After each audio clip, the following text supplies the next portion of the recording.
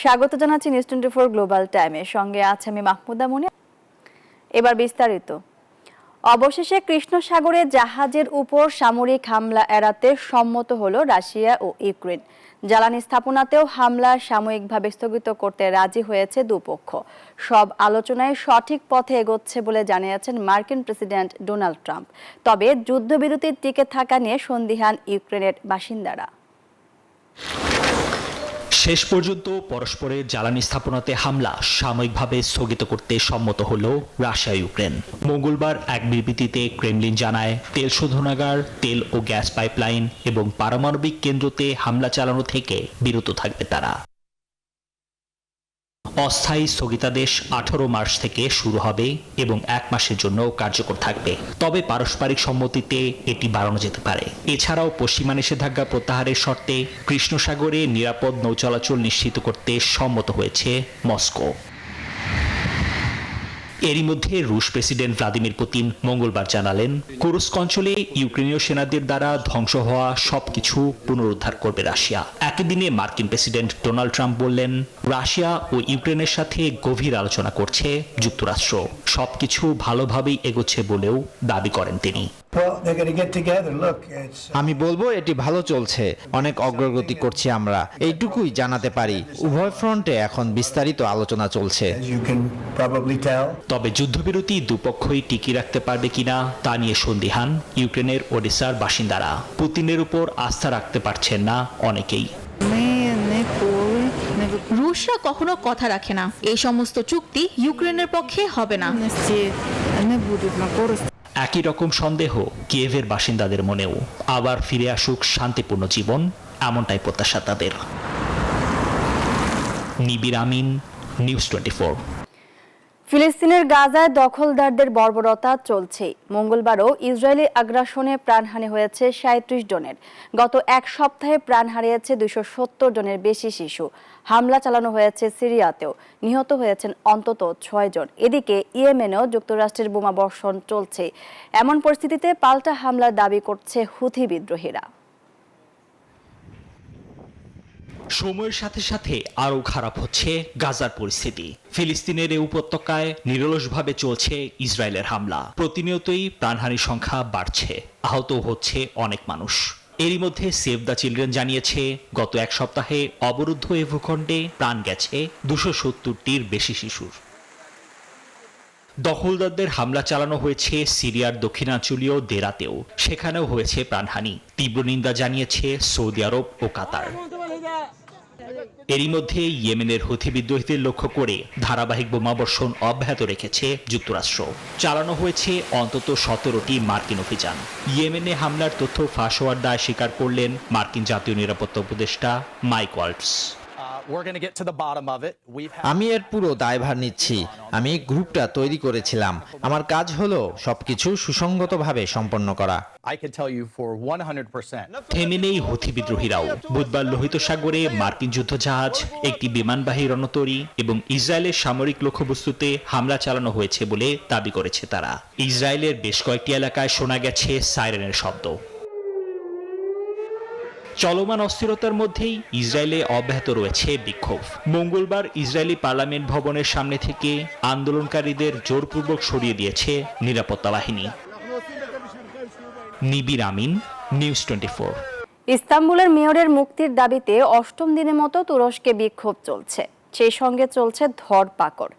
এখন পর্যন্ত 1400 বিক্ষোভকারীকে আটক করা হয়েছে। তবে বিরোধীদের উস্কানিতে সরকার নতি স্বীকার করবে না বলে হুঁশিয়ারি দিয়েছেন প্রেসিডেন্ট এরদোয়ান। সেই সঙ্গে ধৈর্যের সাথে পরিস্থিতির মোকাবেলার কথা জানান তিনি। এদিকে দেশের চলমান সংকটে যুক্তরাষ্ট্রকে পাশে চাইছেন এরদোয়ান। ওয়াশিংটন সফরে পাঠিয়েছেন তুর্কি পররাষ্ট্রমন্ত্রী হাকান ফিদানকে। ইস্তাম্বুলের মেয়রকে গ্রেফতারের ঘটনা যেন ক্রমেই সরকার পতনের আন্দোলনে রূপ নিচ্ছে। তুর্কিদের ক্ষোভ যেন পরিণত হয়েছে জনরোষে।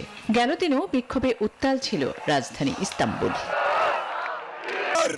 এরদোয়ান বিরোধী এই বিক্ষোভে সাধারণ জনতার পাশাপাশি বিভিন্ন বিশ্ববিদ্যালয়ের শিক্ষার্থীরা এখন সবচেয়ে সক্রিয় ভূমিকা রাখছে। ফলে ব্যাপক ধরপাকড় ও পুলিশি মারমুখী অবস্থান সত্ত্বেও বিক্ষোভ দমাতে ব্যর্থ হচ্ছে এরদোয়ান সরকার।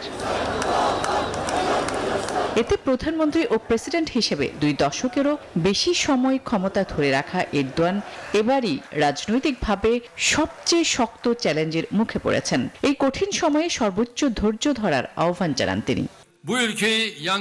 আমরা খুব কঠিন সময় পার করছি, সংযমের সাথে কাজ করতে হবে। আমরা কোনো উস্কানি বা ক্রুদের কাছে আত্মসমর্পণ করব না, এমন কোনো পথ গ্রহণ করব না যার পরিণতি বিপর্যয় ডেকে আনতে পারে। এদিকে দেশের চলমান সংকটে যুক্তরাষ্ট্রকে পাশে চাইছেন এরদোয়ান, যার জেরেই চলমান এই সহিংসতার মধ্যেই ওয়াশিংটন সফর করছেন তুরস্কের পররাষ্ট্রমন্ত্রী হাকান ফিদান। কেননা বিরোধীদের উপর মাসব্যাপী আইনি দমন পীড়নের 1 দশকেরও বেশি সময় ধরে এটি সবচেয়ে বড় সরকার বিরোধী বিক্ষোভের রূপ নিয়েছে। আসমাতুলি, নিউজ 24। চাল রপ্তানিতে নিষেধাজ্ঞা প্রত্যাহার করেছে ভারত, যা দেশটির কৃষি রপ্তানি দ্বিগুণ করার লক্ষ্য ও অর্থনৈতিক প্রবৃদ্ধি অর্জনের ক্ষেত্রে গুরুত্বপূর্ণ ভূমিকা রাখবে। ফাইন্যান্সিয়াল টাইমসের প্রতিবেদনে বলা হয়, এমন এক সময় মোদি প্রশাসনের সিদ্ধান্তটি এলো যখন কৃষি ও খাদ্য রপ্তানি বৃদ্ধির মাধ্যমে কৃষকের আয়ের উন্নতি এবং দেশের অর্থনৈতিক প্রবৃদ্ধি বাড়ানোর লক্ষ্যে কাজ করছে নয়াদিল্লি। সেই সাথে কৃষি খাতের গুরুত্ব বেড়েছে, যেখানে কৃষি খাতে নির্ভরশীল প্রায় 42% ভারতীয়। 2023 সালে প্রায় 14 মিলিয়ন টন চাল রপ্তানি করেছে ভারত। 2024 সালের সেপ্টেম্বর থেকে 2025 সালের অক্টোবর পর্যন্ত রেকর্ড 21.5 মিলিয়ন মেট্রিক টন চাল রপ্তানির সম্ভাবনা রয়েছে।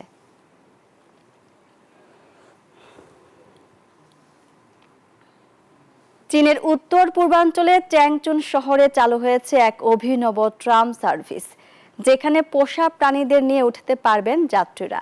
এই উদ্যোগ শহরটিকে আরও পোষা প্রাণী বান্ধব গড়ে তুলছে বলে মনে করছেন অনেকেই।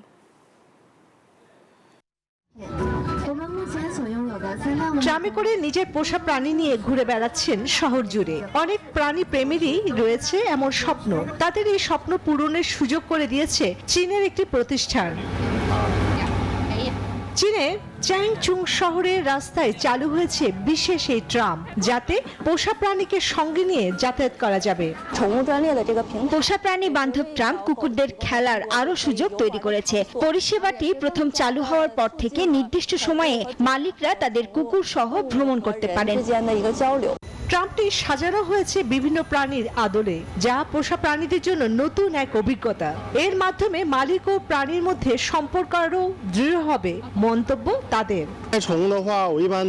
আগে পোষা প্রাণী নিয়ে বেরোতে হলে গাড়ি চালাতে হতো, অন্য কোনো পরিবহন ব্যবহারের সুযোগ ছিল না। এখন পোষা প্রাণী বান্ধব হয়ে উঠেছে শহরটি। চীনে চ্যাংচুং শহরে পোষা প্রাণী বান্ধব এই বিশেষ ট্রাম আদর্শ হতে পারে পৃথিবীর আরো অনেক শহরের জন্য, এমনটাই মনে করছেন ট্রামের যাত্রীরা। চন্দ্রানী চন্দ্রা, নিউজ 24। আর এই ছিল নিউজ 24 গ্লোবাল টাইমে এখনকার মতো আয়োজন। এতক্ষণ সাথে থাকার জন্য ধন্যবাদ সবাইকে।